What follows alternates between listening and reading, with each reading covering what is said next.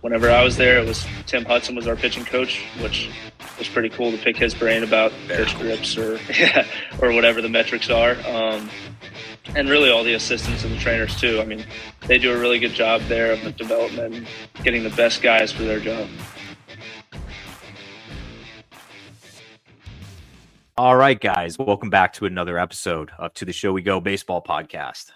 Today's episode, we have another left-hander in, I know that's some of Ed's favorites, but we have a left-handed pitching prospect in the Red Sox organization. We have Hayden Mullins on, and a little bit about Hayden before we jump in. He was a member of the 2022 draft class. He spent 2024 pitching for the Greenville Drive. And I always like to start these off, Hayden, on a little bit of a lighter note, a little bit of easier question for you, just kind of get things rolling. We were talking a little bit about your roommate situation, and you're down at the complex now. How is the offseason treating you so far? It's good. A lot of hard work being had down here. We got 4 guys in this house that like to compete, weight room, velo days, all that stuff, golf course especially. But yeah, no, it's good. Good to be down here with the guys and compete a little bit. And it creates a pretty good environment. So yeah, it's a good time. So you're from Tennessee, right? Yep. Gallatin, Tennessee. What part of Tennessee is that in? It's just outside of Nashville, about 20, 25 minutes. Yeah, suburb. Gotcha. And you went to school in Auburn, which isn't super far from there, but it's like far away enough that you're not quite home. Did you have anybody looking at you when you were in high school potentially to be drafted, or did you go straight to college and didn't even have to think about that? Yeah, actually, I had a pretty interesting story of going through that whole process. Going into my senior year, I talked to almost all the teams, I think 29, 28, something like that. Had all the in-home meetings and everything, and then got to spring and got hurt, and that was it. Off to college. It's nice to have that as a backup plan there at least. Yeah. Now, were you baseball exclusive, or did you play other sports growing up too? So I played basketball growing up. I swam a little bit, but mostly baseball. Do you have any siblings? I have an older sister. Is she an athlete also? Not at all. And she'll hate that I'm saying that. She cheered a little bit.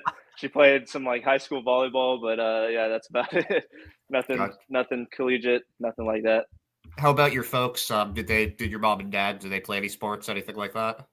So my dad played football, high school and college. He kicked at Tennessee Tech and Kentucky, I think, for a year. And then my mom, no sports. So yeah, first one in professional sports in my family. That's really cool. What do they do for work? My mom owns her own business, and then my dad's a pharmaceutical sales rep. Oh, cool. What kind of business does your mom own? Just a little boutique. Gotcha. Yeah, sells all that girly type stuff. How's I guess how do they feel about you being a professional athlete? Oh, they love it. They're my biggest fans. No, it's awesome. They whenever I got drafted, because I grew up following the Red Sox and the Braves, those were the 2 teams. Oh, interesting. And yeah, whenever I got drafted, they're like, you always wanted to be in professional baseball. You got what you asked for. Now it's time to go to work. What did you study when you were at Auburn? Business analytics. Yeah, it was not the ideal setup. I probably should have gone administration or something like that. I am not a coder. I don't know much about tech, so I'm glad I got out of there in 3. So was Auburn your first choice for colleges? Yep. So I looked at my top 3 were Tennessee, Vandy, and Auburn. And Auburn was actually the first school to recruit me. So I had the offer, I think, for about a year. And after all the recruiting process was over and it was dying down, I sat down, looked at my options, and loved everything about Auburn. At what point did it become apparent you were probably going to get drafted? Because I know you had some injuries that you were dealing with. So I'm sure that wasn't necessarily going to be a slam dunk. But going into the day that you got drafted, where was your head at? Yeah, so for most of the season, I was trending upward, throwing well, got a couple spot starts, and then moved into the rotation towards the middle of the year. And I think April 29th, it was our weekend series against Tennessee. I tore my UCL. And from then on, I was like, man, I don't know if I'm going to have a chance, but I wouldn't be able to pitch the next year for Auburn. So I kind of took my chance and took whatever I could get in the draft. And so you said that you grew up a Red Sox fan. What was that? First of all, how did you end up a Red Sox fan in Tennessee? So the two guys that got me into baseball, my buddies that grew up down the street, Matthew and Andrew Doris, they huge baseball fans, split family. One half was Cubs, one half was Red Sox. And I just favored the Red Sox a little bit more, watching Pedroia, JD Drew, all those guys. I mean, it was awesome. So they got me into baseball, and that's what kept it going. I just started following the Red Sox. So was 2007 like the season that really got you into it? Early 2000s baseball was prime time. I loved watching Saturdays, Sundays, whenever I'd get home from school on Fridays, just watch. Yeah, those were some really, really special teams that hopefully we get to see a little bit more like that in the near future. But you, I lost my train of thought. Yeah, no. How did it feel to get drafted by the Red Sox, though, of all teams? Did you know that they had interest? Yes. So on the third day, I think they were one of the first teams I talked to. I got on a Zoom with who's now our head of training down here, Joel Harris. Got on a Zoom with him and a couple of the pitching coordinators, and I was in the elbow brace, just sitting there, all propped up, trying to be as comfortable as possible. And they're going through all these draft questions, and I went through it, and I thought it went well. And then I think two and a half days later, got the call. What's that like for you? Like, just when you know for certain you have been drafted, this injury, you are going to be able to recover with a professional organization that's going to be able to, rehab you, probably make you come back even stronger. Like what's your thought process through all of this?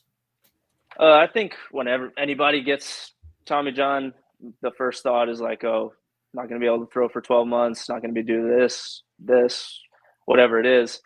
And my first thought after getting drafted was I get to work with the best in the world at what they do.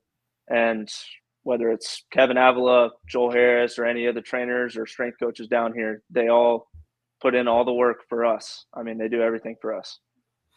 It seems like when we talk to people that have had Tommy John, it's one of two things. It's either I heard a pop, it hurt, and I knew I was injured, or well, it started bothering me, and I just kept trying to pitch through it. And 3 months later, I got an MRI, and it turned out that the elbow was the ligament there was torn. What was the injury like for you? Like, which one of those? Yeah, so I actually partially tore it first. I came out of that Friday game in the second inning, just felt like everything in my forearm and arm really just tightened up and couldn't squeeze my hand and all of that stuff. So went through that, and then tried to rehab it, tried to come back, and popped it in a bullpen. So it's just kind of like it was just kind of like this isn't going to work. We have to go and get the surgery. Yeah, I mean, it was hanging on by a thread in the first place. So I was going to have to get the surgery anyways, and they were just like, might as well keep pitching and see where it goes. Is that? I mean, that's got to be so much harder to pitch though when you have like that in the back, not just like the pain from it, but just like in the back of your head, like, oh my God, is this going to be the pitch that it yeah, happens it's a tough thought in the back of your mind whenever you're throwing a baseball, and every pitch you're like, this could be my last one until I have to get a new elbow. So it's definitely tough, but just like everything, you got to get through it and see what happens on the other side. Yeah, you've had a few years to rehab it now. I mean, how does it feel by comparison? I guess, are you throwing harder? Do you feel any different? I wouldn't say throwing harder, but definitely feeling different. The command was the last thing to come back. Still working on that a little bit. But yeah, the ball just feels different in the hand, the arm swing, everything about the throwing motion. You have to relearn it. So definitely a different feeling. I'm gonna switch lanes here because I know Tommy John stuff probably is not fun to talk about for you, but so I noticed something this year when I was hanging out in Worcester, and Richard Fitz was up there, a fellow Auburn man, and I remember talking to him at one point because we also friend of the show, Davis Daniel, another Auburn guy. I was kind of thinking, I'm like, you guys are freaking everywhere. Like there are Auburn pitchers all a lot of over Auburn the place. Tigers out there. Yep. Yeah, so it's just like, well, especially pitchers though. Like I feel like year after year after year, I'm seeing like, oh yeah, that's another Auburn arm. Oh yeah, that guy Auburn arm. So what was it about Auburn that just was why? How are they turning out so many pitchers? And I guess like what was special about that place to develop so many guys that are reaching the pros? I mean, I think the simple answer is Butch Thompson, the head coach. He was the first guy that I talked to from there, but he has a history with pitchers and doing well with pitchers. But along with that, it's the rest of the staff. I mean, whenever I was there, it was Tim Hudson was our pitching coach, which was pretty cool to pick his brain about pitch grips or or whatever the metrics are. And really all the assistants and the trainers too. I mean, they do a really good job there of development and getting the best guys for their job. Yeah, because I'm an SEC. I'm SEC biased. I'm a Mizzou guy. Rather, I know you guys might not. Okay, that's fair. I know a lot of true SEC guys are like Mizzou still not in it, but I appreciate that. But I always feel like for going to an SEC school and just having that competition for players like at Auburn, like you guys are going through gauntlets every single year in SEC play. You're playing Vanderbilt's, you're playing Georgia's, you're playing all the top now Texas and Texas A&M. You guys are playing the top competition. And I always feel like, the pitchers run through so many good players, like they're facing so many good guys that are going to the pros. Do you think that helps at all too? Like just with the level of competition that, you experience while in SEC play? Yeah, I think it definitely helps. What Butch Thompson used to say is SEC baseball is like AA baseball. I don't know if I really believe that the way the game's moved. High A baseball and low A baseball, both you can get caught throwing the wrong pitch. But yes, the competition helps for sure. Okay.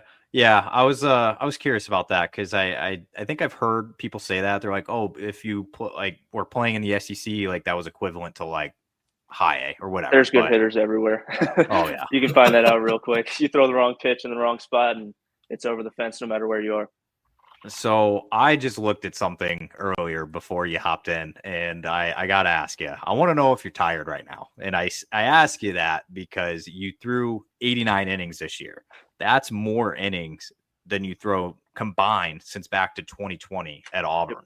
So how do you feel right now after that year? I feel good. I feel healthy. Arm needed a break a little bit after the season. Gave myself a week or two off and then right back to it.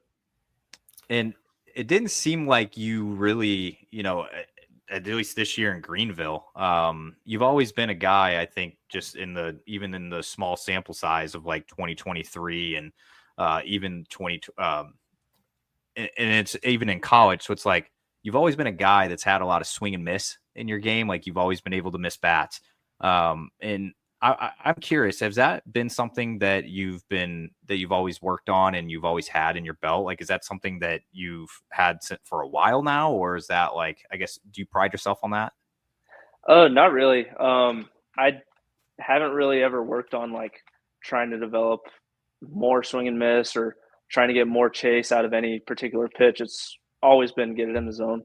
And that's what we're preaching here is throw everything through the heart of the zone, but have it move wherever it moves. So yeah, that's been the focus, but never really trying to create swing and miss, just let the swing and miss create itself.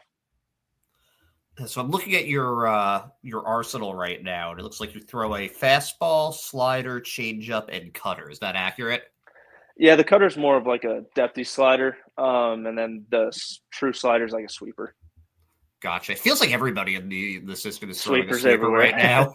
Everywhere. Yeah, sweepers, splitters, cutters everywhere. What's your favorite pitch to throw?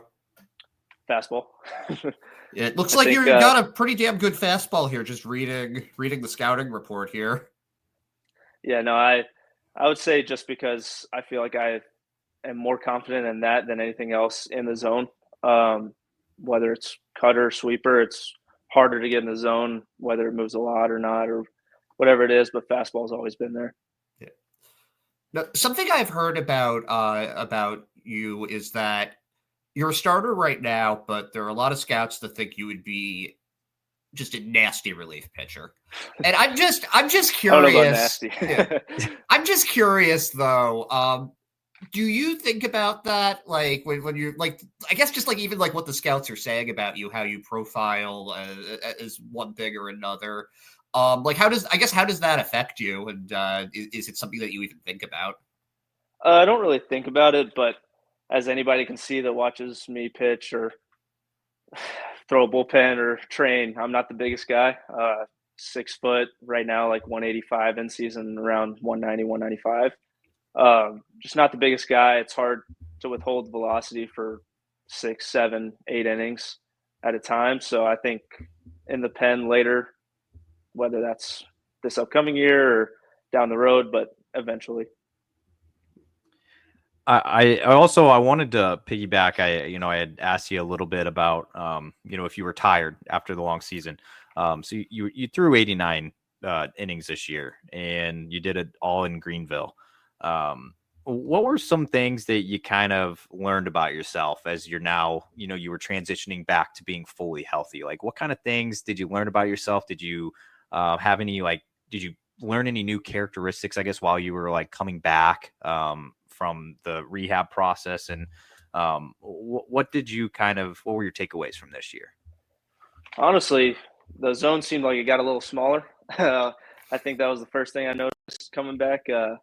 And these umpires, they do a good job. But compared to a college umpire, you're not going to get a couple inches, half a ball off the black. Like it's going to be right here and right here. So it's definitely tough making that transition to throwing everything in a smaller box and expecting hitters to still miss. And guys don't chase as much. So those were the two things that, small zone and less chase. It's tough. You really got to attack hitters. How is Greenville? I've heard really wonderful things about that stadium, but I also know not quite as big as Salem. Like how did you like living there, and how did you like pitching there? Living there was awesome. Our setup, it was right down the street, coffee shop in between the field and our apartments. Everything's walkable. It's real nice. Anybody that I've ever talked to that's come through Greenville, they said they loved it. And I can see why, because the fans, the stadium, it was awesome. Do you think you got lucky avoiding Salem? I pitched down there for 2-3 weeks in 23. I think I had my time there. To put it nicely, yeah. No, they've done a lot down there though. This season, all the guys that were down there said it was way better.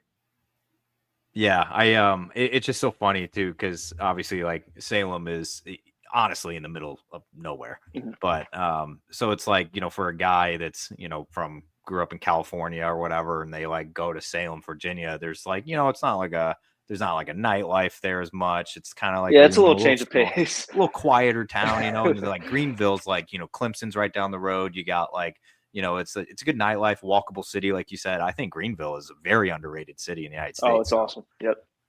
Actually, they got hit by that hurricane a couple weeks ago, so a little bit of damage, but I think everything's good. Okay, that's good to hear. Have you been up north at all? Have you been to like Maine or Massachusetts or anything like that? Not once in my life. I've never visited the Northeast. Oh, yeah. So Portland, whenever you eventually get assigned to AA, will be your first time. Yep. Okay. Anything north of Kentucky, yeah. Whoa! Oh, wow. Grew up in the Southeast, lived my life in the Southeast, traveled out west a couple times, but yeah, nothing Northeast. What kind of things are you looking forward to once you eventually do get to the Northeast? The food for sure. Yeah, a lot of good food up there. Yeah. And I don't know if you ask any of these guys, but I eat a lot. So, yeah, definitely the food and just the atmosphere, being around true sports fans up in Portland, Boston, wherever it is, Northeast, they know how to handle a team. It's intense. That's the best way that I can describe. New Englanders are very intense, and that's a good thing, and it can be a bad thing. And I feel like that's like anywhere else. But I lived in Arizona for a bit, and that was the biggest surprise for me. Was like, wow, you mean people aren't always this on edge? Wow, this is crazy. Yeah, no, it's a good time though. I've seen how Philly and Boston and Patriots fans act, and it's crazy. Yeah, it's a different. I mean, growing up, I grew up in St. Louis, and obviously, like they're pretty good Cardinal fans, I would say. I think the Cardinals are very well supported, but man, it is nothing like New England. I just have one ask for you though. When you do get to Portland, please don't take any food advice from Connolly, because he just broke news that he's not a seafood guy. Yeah, you don't need any seafood. That's crazy. You guys are in Florida right now too, where it's like you can get like fantastic fish. Every time we go get sushi or something, he's always ordering like hibachi steak. That's a perfectly fine substitute. Yeah, I mean it's fine, but yeah, he will not touch seafood. Okay, as long as you just got to try the lobster rolls in Maine. Hey, you just have to. Okay, Connecticut style or Maine style? Oh, okay, so you do know a little bit. I love food. Yeah. Okay. Which one do you think you'd like better, warm or cold? From what I've had, which is not true Maine lobster, the Connecticut style, but up there it could be different. You never know. I'd say just try both. You know, you'll be on the road. You're playing. If you're in Portland, you'll be playing at Hartford at some point. Hartford, Connecticut. Get the Connecticut when you're in Connecticut, and get the Maine when you're in Maine. For sure, yeah. All right. All right. I know I'm going to lose Ed on this little. It's not really a segment, but this portion, this question here. But I've heard a lot of things about your golf game. Actually, over the last year, having this podcast, you know, it seems like every single pitcher in the system is a golfer. I see your clubs right behind you. Oh yeah, not by design. Okay, so I mean, I know you're a golfer, and I mistakenly said Connolly was a good golfer, but he said he went golfing a lot. He said he wasn't good, but I've heard a lot of people hype up your game a little bit. Is that something that you kind of have you always been a golfer? Have you golfed your whole life? No, so I actually got into it over COVID. I golfed a little bit in high school, but just here and there. And then COVID hit, and there was nothing to do outside, so might as well go out and get my steps in at least. But yeah, no, I love golf. Not very good. Some people like Connolly might say better than most, but no, Hunt's the good golfer in the group. He's like a 8, maybe 9 handicap. He's a real solid golfer. Oh, I mean, catch up to him. Being 6'7" probably helps with the driver. He hits the ball a long ways. Oh, I've seen him hit drives 330, 340, just on the fly. Yeah, he hits the crap out of it. That is incredible. And surprisingly, he putts pretty well for being a tall guy. I mean, he gets down there with it. If he ever tells you about his putting stance, he gets all the way down there. He's fully bent over, and it's pretty fun to watch. I'm just picturing like a taller version of Keegan Bradley, just completely bent over it. All right. I'm going to have to ask him about that. Oh, for sure. Yeah. All right. Well, I kind of already, like, you kind of already answered this question, but what do you, I'm going to actually just say, when you're not golfing, when you got an off day and it's not a day to go to the course, what are you doing in your free time? I've been on a big PS5 kick lately. I've been playing a lot of Call of Duty when it came out. This is actually the most I've played of a Call of Duty game, I think. And then when college football came out, that's actually when I got the PS5 just to play that game, because I've played every NCAA from 2003 on the PS2 to 2014 on the Xbox 360. I've played every single one. So yeah, once that came out, I was like, I got to play it, got to try it, and fell in love with it and played it for, I think I have 30 something hours on it, 50 something hours. And then Call of Duty came out and all these guys were playing it, so I had to join. What was the first video game that you really fell in love with? NCAA 03. I still remember it. We had it on the PS2, and it was my dad's game. And him and my uncle would always run like dynasties and stuff and come over and play. And I just started playing it a little bit. Always played my dad. He'd never let me win. So got better, tried to get better. And then whenever the new games came out, when it was 2012, 2013, he didn't understand the mechanics of the controller and everything. So got to whoop up on him pretty hard. And yeah, he would get mad and he'd slam the controller or something. 03, it was a solid game. If you looked at the graphics, you would not think that it was as smooth as it was, but back in the day, that was a smooth game. The jukes were real nice. You used the 2 triggers instead of the stick. It wasn't the precision stuff. You just did whatever you could. And it was a lot of fun. I always miss like the old Maddens too, because I was a big Madden guy like growing up. Like I think one of my first games was like Madden 05 or 06 or something, and the juking and Michael all Vick that. cover, right? Or was it Vince Young? Vince Young was 2010 or Oh 08, one or the gosh. other. Yeah. All right, sorry. Vince Young seems like a lifetime ago, so I thought it was probably him, but yeah, it may You're have talking been to a Vic. true Titans fan. Anytime anybody's on anything, yeah. Oh, okay, there we go. Him and Chris Johnson, those were our two big players in the early 2000s. I was about to say you would have been like the right age for when Chris Johnson yep. was just an absolute machine. Yeah, I probably went to 20, 25 NFL games before I ever went to a college game. Oh, wow.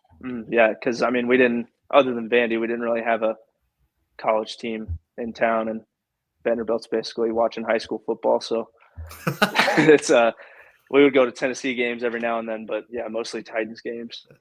They got a good baseball team, though, Vandy. Yeah, no, you're telling me. Yeah, pitched against them, I think only once in my college career, but yeah, they've always had a good team. Growing up watching them, it was cool too. Get to see guys like Dansby and guys like that perform, Walker Buehler.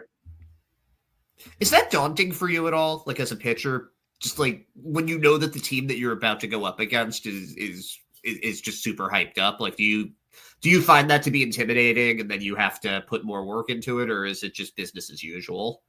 No, I think it actually brings a little bit of adrenaline. Like whenever we faced them my junior year, I want to say they might have been top 10, top 20 whenever they were coming in. Same with Ole Miss. So whenever you play a team like that that's really good and performing really well at the time, it's really fun because you get to see what they're made of. You get to get their best. You get to see their pitching, their hitting, and how that's going to play in the postseason. So it's always nice going up against them in the regular season. Now the postseason is a different story because in the postseason they're just dogs. I mean, anytime they make it to a regional or super, I feel like they're hosting the next one. You know, speaking of Vanderbilt and Nashville in general, you've probably heard and seen by now that Major League Baseball is looking at expanding and possibly looking at Nashville as being an option. I'm not sure of where that is in the process by now, but how cool would that be to just see a MLB team pop up down there where you're from? Yeah, that'd be awesome. They've been in talks, I want to say, basically my whole life, but probably since I started watching baseball, so like 8 years old. Ever since that time, they've been talking about adding a team to Nashville. I think Nashville, Montreal, and Charleston or Charlotte are one of the other ones that they're talking about. But yeah, they've been talking about it for a long time. We've had our AAA team since I can remember.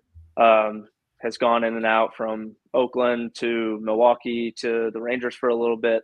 But yeah, it's a really nice stadium. I think when they built it, the new stadium, that they built it for expansion. So whenever there is a team, if there is a team, they'll have enough room and the Nashville fans will support it. Something that amazes me about Nashville is that you can go anywhere, including like the airport bar, and you're going to hear country some music. of the best musicians Yep. that you're ever going to hear. Like I did a trip with my dad to San Antonio, and that's where we had like a layover in Nashville, and we ended up getting, there was like a delay, and we ended up being at the bar there for probably an extra 2 or 3 hours, and we just heard all of these really, really talented musicians, which that's got to be really cool. Just being around that all the time. Is there what type of music do you like? Is there anything in particular? Kind of all over the place, mostly country. That's probably my top listen to. But yeah, anywhere you go in Nashville, you're going to find a good band with a good lead singer that's going to play all the covers that you know and love in country, and it's going to be good. One of my buddies, actually, that I played basketball with growing up, he's trying to make it as a singer-songwriter in Nashville right now. And watching his whole journey of playing in bars and signing with a studio and all that stuff, it's pretty cool to watch. Oh, wow. He was able to sign with someone? Yeah, he actually just came out with an album. I don't know what the album's called, but Connor McCutcheon, if you want to look him up later. Connor McCutcheon. He's on Spotify, Apple Music, all that stuff, yeah. I'm gonna write that down so I can look it up after this. It is kind of wild, though, to think about that, because I know Nick Sogard in the system, his sister is like, trying to make it in Nashville right now. And she's got like albums coming out and stuff like that. And it's always so fascinating to like hear about like, it's the the smaller musicians, it just takes one or a couple breaks, and it's like, okay, like this person, they just got exposed to this, and it's like kind of cool how like you hear about like Luke Combs started from nowhere, and all these guys, they were just like so small, and it's like now look at them. It is kind of cool to think about that. Yeah, it's really cool, and especially when you grow up in Nashville, going to wherever, maybe it's a restaurant or sporting event or whatever it is that people are playing that you may not know the name at that time, but then 10 years down the road, you were listening to the next Morgan Wallen, Luke Combs, whoever it was. I asked this question to Shea Sprague, one of the new draft guys down at the complex. Another lefty. Yeah, that's true. Mm-hmm. Like every lefty. Every left-hander in the Boston Red Sox organization. Yeah, I didn't realize it at the time, but I asked him this question, and it's kind of a trick question. But obviously, with you being an Auburn guy, I'm assuming you're a big Auburn football guy. And so he was obviously a UNC guy, and there are rivals Duke, so like UNC Duke basketball game is probably on my bucket list. I wanted to ask you, the Iron Bowl. I know Alabama is usually better than Auburn. Let's just face it, at football. In recent years. Yes. But Auburn still finds a way to keep those games close, and it's always a very entertaining game, the Iron Bowl. How cool, have you ever been to an Iron Bowl, and how cool is it, I guess, on campus when that is going on? So when it's on campus, you can't go anywhere, do anything. Ubers are $50 to go 3 miles. Like, it gets crazy down there, especially when we rush the field. I've been a part of 2 Iron Bowls that we won at home. One was actually, I was in high school on a recruiting visit. And oh my God. that was my dream, was go to an Iron Bowl. Like, if I'm going to visit the school, I want to go to an Iron Bowl. That's the South's rivalry. So go to it, obviously thinking they're going to lose. And for some reason, Auburn finds a way to keep it close, and they end up winning, and everybody rushes the field, rolled tumors for the first time. So, yeah, it's a good time whenever Auburn beats Alabama. Yeah, I was going to say, really. It's crazy because, like, they, even the down years, like, I guarantee when their game's coming up, the Iron Bowl's coming up soon, I think. Mm-hmm. Last game of the regular season should be. Yeah, it's sneaking up on us. I know that college football is already almost gone. So, but, Auburn's down this year, lost a big game to Missouri. I mean, it's fine, but it's I bet you they're still going to compete in that game. Like, I don't think they're going to get rolled over. It's just like, I don't know. Auburn always does it, even if they have like a way less team. I don't know. It's weird. Yeah, on paper you're looking at it and they don't stand a chance, but they always find a way. So we'll see. It's the atmosphere that gets it. But I think it's in Tuscaloosa this year. Yeah. So it could be a rough one. Yeah, that's fair. I joke with that sometimes, but like I said it whenever we had Connolly on it. This is a part food podcast, so we would be doing any justice if we didn't ask you some food questions. And you're a man of the South, a man of Tennessee, and I put my trust in you on this question. You are going to get some lunch, and you're going to go to a fast food fried chicken place, and you have every option in America available for your choice right in front of you. Where are you picking? Cane's for sure. Outside of Chick-fil-A, like, let's say if it's national, Chick-fil-A, because Cane's isn't everywhere. But if they have a Cane's. How so fast with Cane's? Yeah, no, it's not a question. It's those top 2. Yeah. I'm a Chick-fil-A guy, so this is great. Yeah. Have you tried Zaxby's? I love Zaxby's, but I think Cane's sauce is definitely better, and their chicken tenders are about the same to me, and the toast is better. And then Chick-fil-A, they don't do anything wrong. They do everything so well. I'm obsessed with the Polynesian sauce there. I'm a big Chick-fil-A sauce I bought guy. that at the store. Oh, really? The big bottle? Yeah. We get the Chick-fil-A sauce because you can put it on anything. Yep. We'll get, especially if we're gonna have people over. You get one of each. Everyone's happy. Oh yeah, for sure. But I'd say those are my top 2 for sure. Now, do you've talked a lot about how much you like to eat. Do you like to cook though? I cooked a lot like sophomore, junior year of college, and then whenever I got into pro ball, it's just a lot of travel and stuff, and I don't cook near as much. Like, we cooked whenever we first got down here a little bit, but then kind of tapers off as you stay longer. Is there I do anything enjoy that like that you're very good at cooking though? Not particularly. Kind of everything decent on a grill. Any type of meat, I feel like I could probably cook in some form or fashion. I cook really good breakfast, so that's good. Bacon, eggs, biscuits, and gravy. Those are my top ones that I'd probably go to. Not a like pancake or waffle guy. Don't really fix all that because either don't have the waffle iron or the griddle or whatever it is. Too many steps, too much cleanup. Yeah, just way too much for me. I like to get in and out. Eggs, bacon, real easy to make. Get in, get out, you're done. So if you said you're a big food guy, if I asked you what your Mount Rushmore of food chains was, what would you give me? Your top 4? Food chains, like sit down or fast food? What are we talking? It can be both. Oof. I know that makes it a little Good tougher. question. No, that's a good question. Yeah, that's a really good question. If it's sit down, like chain, let's go chain restaurants. We'll do chain. Yeah, like sit down chain restaurants. Probably Oh, yeah. Outback, Chili's. Love Chili's. Carrabba's isn't too bad. Oh, And okay. then I really like Mission Barbecue, but that's not really a sit down. I don't know if you all have had Mission I don't Barbecue. think I've ever had that. What is I don't think I that? have either. It's just a chain barbecue. A lot of their proceeds go to military and service members and stuff like that. And my brother-in-law's a Green Beret, so it's always nice to support. Wow, Yeah, that was all I'd cool. probably say that. Yeah. One thing we don't do well in the Northeast is barbecue, unfortunately. It's okay. Y'all got the pizza. That is true. Sure. That is very true. I can't think of Outback Steakhouse the same after our favorite Australian Adam Bates saying they lied about shrimp. What'd they lie about? They don't call them shrimp in Australia. They call them prawns. Oh, that's fair. That's fair. So we had Adam Yeah, Bates no, on, and I asked him, I'm like, how'd you like he went to Outback, I guess, down in Fort Myers, and he was just like, yeah, he's like, I got in an argument because I said, the guy said, you want shrimp on the Barbie or something, and Adam's like, we don't say that in Australia, we say prawns. So I guess they don't say bloomin' onion either, but I'll still yeah. It's all Call it good. whatever you want. It's still a blooming onion. Still a bloomin' onion. Yeah. But I do say a funny takeaway. Adam Bates' favorite chain, an Australian's favorite chain in the United States, is Texas Roadhouse. He really enjoyed himself. I like a good Texas Roadhouse. Got to get the rolls, but love Texas Roadhouse. All right, I got one food question left, and Ed, we'll start rounding it together here.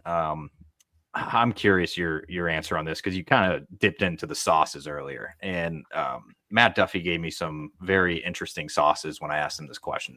So hopefully you redeem yourself for the sake of the apartment. For the house. Yes. All right. So you got 3 of your fingers, and all 3 of those fingers are going to be filled with a sauce. So you get 3 different sauces for the rest of your life. You can't ever get anything else. And those are the only 3 for the rest of your life. What 3 sauces are you going to use? We actually talked about this the other day. Funny that you ask. We talked about, no, not that specific scenario, but we talked about like what our favorite sauces were and like what we would eat on anything. Some type of mustard, whether it's honey mustard, yellow mustard, spicy brown, whatever it is, some type of mustard, probably hot sauce, Louisiana or Crystal. I don't really do the Tabasco. I like Frank's, but it's kind of milder. And then the third sauce, that's tough. I'd probably have to go something like a sweet chili or like an obscure sauce that not many people think about, because whenever you get some type of random dish, like you're gonna have to spice it up a little bit. So you like spicy food is my takeaway. I like spicy. I like spice a good bit. I'm not gonna eat something where it's spicy and doesn't really have taste. But yeah, like jalapenos, stuff like that, I'll eat. Okay. I cannot do any spicy stuff, and I blame it. I think it's like a redhead thing, but I don't know. Me and Hunter Dobbins had this talk. Yeah, me and Hunter Dobbins had this talk, and I think I talked about it with Brandon Walter too. Like it was like one of those things. It's like both of them didn't like it. I don't like it. I think it's a red hair thing, but I don't know if you've talked to Dobbins about his palate, but not the most refined of the baseball players that you'll meet. I don't know if you could see his whole shirt that he was wearing during the podcast, but I'm sure it was his Big Deborah sweatshirt. It's a little Debbie picture, but she's blown up to like way out of proportion, and it says Big Deborah on it, and that's one of his favorite sweatshirts. And I was with him when he was thinking about buying it. He was like, should I get this? Yeah, for sure. I've only seen the Dr. Pepper stuff, but I haven't seen... he's a big Dr. Pepper fan. But yeah, Big Deborah. He loves Little Debbie cakes. Just ask him about it. 2 Dr. Peppers and a Big Deborah. That's all he needs. And I never knew about and give you 7. I never knew about that, the Little Debbie stuff. The legend of Hunter Dobbins grows today. It will continue to grow. You'll find something new about him every time you talk to him. That's incredible. I'm actually living with him in spring training, so I'll get him on again, tell him to talk about his Big Deborah sweatshirt. Well, we're having him on in a couple weeks. We're waiting until he gets added to the 40. So yeah, because that's got to be coming soon, right? Yeah, yep.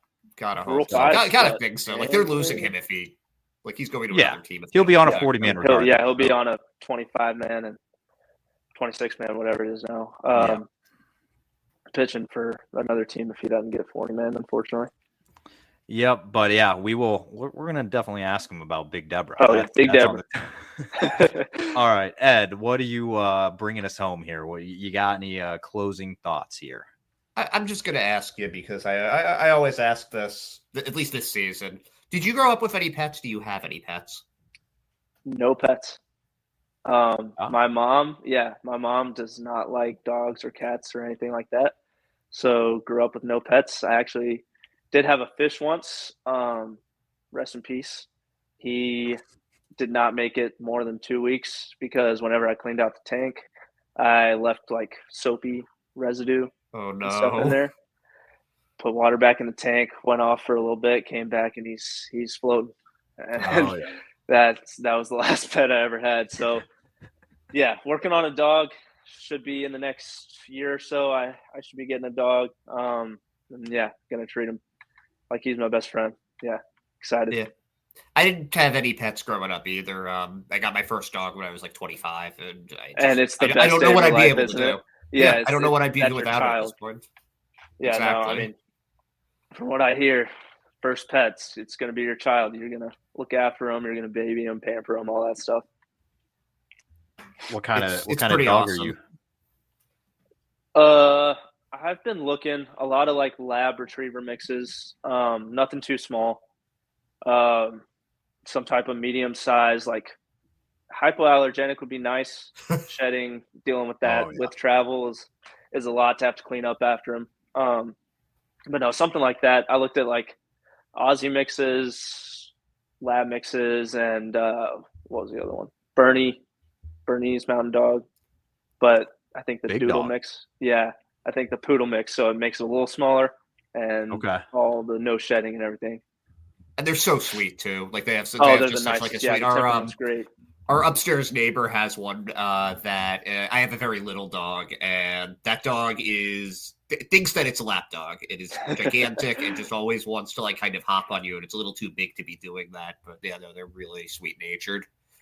Yeah, because that's the other thing that people don't realize with like dogs and baseball players especially, but I'm guessing for other athletes, is the travel. You have to find the right temperament of dog, because when you're not home or anything, you don't want them to have to be missing you and someone have to go take them out and stuff like that. So a dog that doesn't require a ton of physical activity is probably ideal for as much as we travel. Anything like a pointer or GSP or something like that is going to be a lot more active, and whenever you're gone, it's going to be a lot tougher, probably tear up stuff and things like that. Yeah, because it's not like you can take them on the road with you or anything. Yeah, exactly. Yeah. Actually, you were talking about Fitz earlier. He and his wife just got a new dog, I think this offseason, and his name's Milo, if you didn't talk about Milo. that. Yeah, you'll have to ask him, because I haven't met Milo either, but we lived together in college, and I knew his other dog, Bella, and I mean, the way he is around dogs, it's awesome. He is the best dog owner you'll ever see, and I'm sure you could gather that from how he is. But yeah. He just seems like such a he seems like such a, I don't even know like the word. Goofball. Like he's just Goofball. like always smiling. Like it's just like I don't know. It's interesting. He's he's awesome. Yeah, he's a good Talk dude. about someone that you think's a lapdog and isn't. That's 6'5", 200, probably 40-pound now. Richard Fitz, just so big goofball. Oh yeah. People call him a bulldog, and he's actually a lapdog. Yeah, I mean but no, he's awesome, man. I got to know him real well when we lived together, and he got me through some tough times. And you know how baseball goes, just all of that. So he's awesome, and he actually dealt with some stuff that year too. So we bounced stuff off each other, and we're real close now. I was actually in his wedding in 22 November. Yeah. Oh, after I got drafted.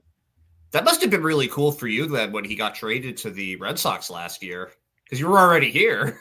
I don't know if I was one of the first to call him because I didn't find the news out until like a couple hours later. But whenever I got that text, he was immediately on ring. And thankfully he answered. I was in like a Wendy's parking lot or something, just grabbing a snack. And I tell him to hold on for a second because I start screaming through the phone. I'm excited, man. That's my brother. But he's awesome. His wife's awesome. His family's awesome. So getting him, it's a quality guy, and hopefully he stays up there with them this year. Looked really good in September. Very good, yeah. Those were actually, I think that was the most baseball I watched all year outside of live in Greenville was him on TV. Oh, that is awesome. I mean, like I said earlier, it's like the Auburn guys, man. It's I mean, even Bailey Horn was awesome when in Worcester. Played with Bailey for a year. Yeah, but yeah, all these guys, you got to root for them. Small community, Auburn family. Oh yeah. Well, Hayden, we appreciate all the time you gave us, man. I feel like I could be on here for another like half hour. But we'll definitely let you get on with your night, but we appreciate you hopping on and joining us. And we're obviously looking forward to you going into healthy spring training in February, and then obviously your 2025 season. But thank you so much for hopping on. Appreciate y'all. Thank you for having me. If you do talk to Dobbins soon, tell him Hayden says hi because he never returns my texts. But thank y'all for having me. It's been a blast.